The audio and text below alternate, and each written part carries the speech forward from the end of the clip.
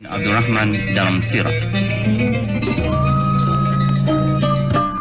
Bismillahirrahmanirrahim. Wa uqaddimukum bitahiyyatut thayyibah. Assalamualaikum warahmatullahi wabarakatuh. Bersama meninjau kepribadian Nabi Muhammad sallallahu alaihi wasallam. Nama beliau Muhammad bin Abdullah bin Abdul Muttalib bin Hashim. Dilahirkan subuh hari Isnin 12 Rabiul Awal bersamaan 20 April 571 Masihi. Dikenali sebagai tahun gajah, sempena peristiwa tentera bergajah Abrahah yang menyerang kota Kaabah. Beliau dilahirkan di rumah Abu Talib di Makkahul Mukarramah. Bapanya Abdullah bin Abdul Muttalib bin Hashim, ibunya Aminah bin Wahab bin Abdul Manaf. Pengasuh pertama Rasulullah, Barakah al-Abasyiyah, digelar Ummu Aiman, iaitu hamba perempuan bapa Rasulullah sallallahu alaihi wasallam. Ibu susuan pertama Suwaibah, iaitu hamba perempuan Abu Lahab. Ibu susuan yang kedua Halimah binti Abu Zuaib As-Sa'adiyah, lebih dikenali Halimatus Sa'diyah. Suaminya bernama Abu Khabsyah. Ketika beliau berumur 5 tahun, peristiwa pembelahan dada Rasulullah sallallahu alaihi wasallam yang dilakukan oleh dua malaikat untuk mengeluarkan bahagian syaitan yang wujud di dalam hatinya.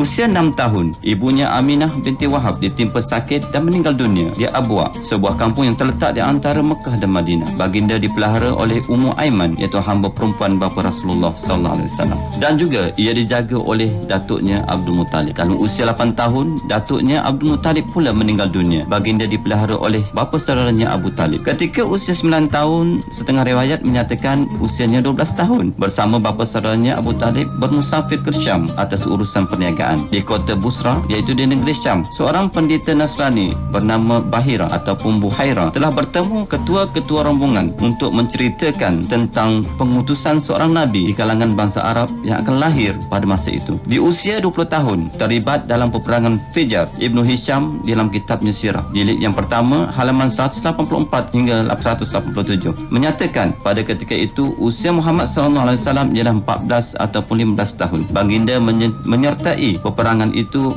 beberapa hari dan berperanan mengumpulkan anak-anak panah sahaja, dan juga beliau menyaksikan perjanjian Al-Fudul, perjanjian damai untuk memberi pertolongan kepada orang yang dizalimi di Mekah. Usia Rasulullah 25 tahun, bermusafir kali kedua ke Syam atas urusan perniagaan, iaitu barangan Khadijah binti Khuwailid. Perjalanan ke Syam ditemani oleh Maisarah, lelaki suruhan Khadijah. Baginda sallallahu alaihi wasallam bersama-sama Abu Talib dan beberapa orang bapa saudaranya yang lain pergi berjumpa Amr bin As, iaitu bapa saudara Khadijah, untuk meminang Khadijah yang berusia 40 tahun ketika itu. Usia 35 tahun, banjir besar menimpa Mekah dan meruntuhkan dinding Kaabah. Pembinaan semula Kaabah dilakukan oleh pembesar-pembesar dan penduduk Mekah. Rasulullah sallallahu alaihi wasallam diberi kemuliaan untuk meletakkan Hajarul Aswad ke tempat asal dan sekaligus meredakan pertelingkahan berhubung peletakan batu tersebut. Di usia 40 tahun, Rasulullah menerima wahyu di Gua Hira sebagai pelantikan menjadi Nabi dan Rasul akhir zaman. Usia 53 tahun, berhijrah ke Madinah Al-Munawwarah dengan ditemani oleh Sayyidina Abu Bakar As-Siddiq. Sampai di Madinah pada tanggal 12 Rabiul Awal,